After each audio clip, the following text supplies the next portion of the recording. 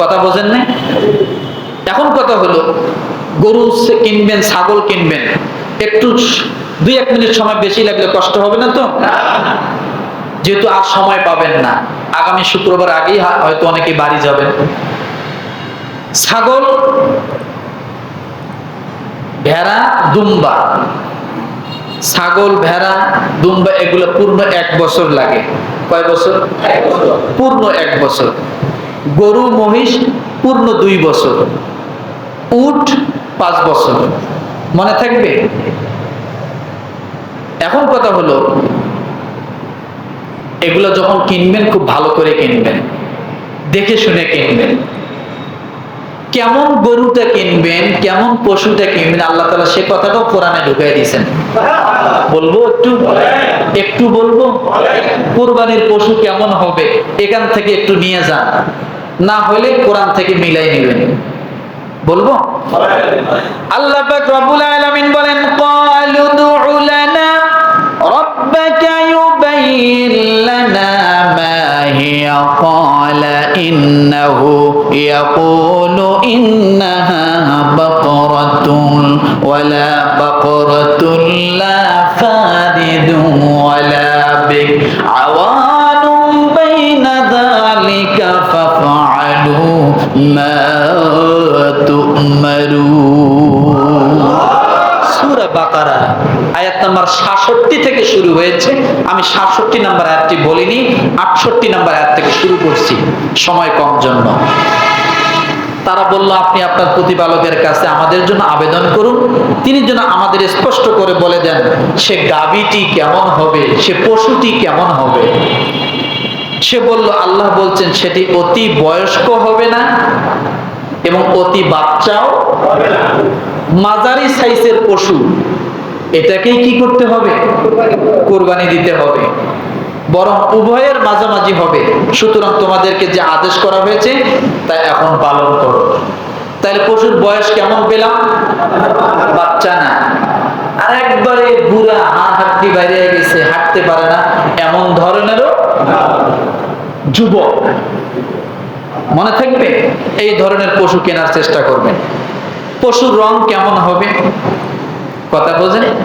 আল্লাহ পাক রব্বুল আলামিন বলেন, ক্বালু দু'উ লানা রাব্বাকা ইউবাইয়িন লানা মা লাউনুহা ক্বালা ইন্নাহু ইয়াকুলু ইন্নাহা বাকরাতুন সাফরা ফাকিউন লাউনুহা তাসুরুন নাযিরিন।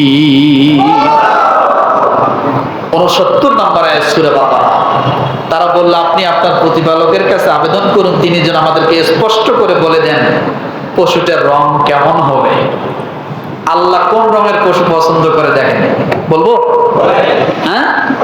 মুসা বলল, আল্লাহ বলছেন তা এমন গাঢ় হলুদ বর্ণের হবে যা দর্শকদের মুগ্ধ করে দেয়। তার মানে বোঝা গেল আল্লাহ হলুদ বর্ণের পশুকে একটু, বোঝেন না, পছন্দ করে।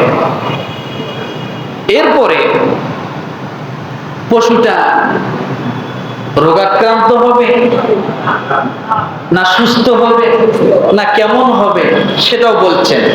আল্লাহ পাক রব্বুল আলামিন বলেন, ক্বালা ইন্নাহু ইয়াকুলু ইন্নাহা বাকরাতুন লা যালুলুন তুসিরুল আরদ ওয়া লা তাসকিল হারদ মুসাল্লামাতুন লা শিয়াতা ফিহা ক্বালুল আনা জিতা বিল হক ফাযাবাহুহা ওয়া মা কাদু ইয়াফআলুন।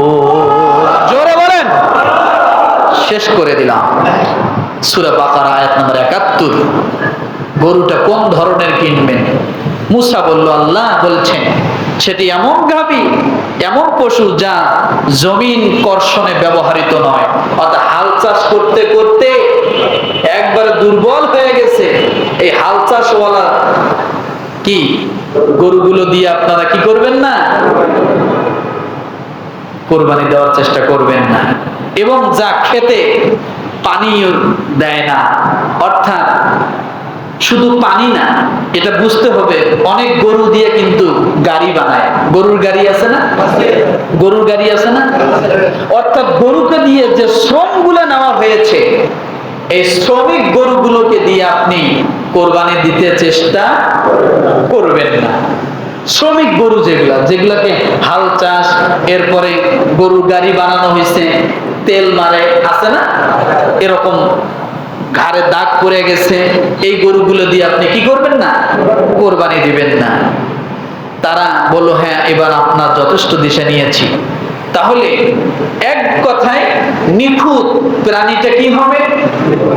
একেবারে নিখুঁত এমন একটা প্রাণী দিয়ে আপনি কোরবানি দেন, নিজেকে স্বচ্ছ করেন, নিয়তকে সহি করেন, আল্লাহ তাআলা হয়তো আপনার কোরবানিকে কবুল করে নেবে। সকলে বলে আমিন। ওয়া আখিরু দাওয়ানা আলহামদুলিল্লাহ।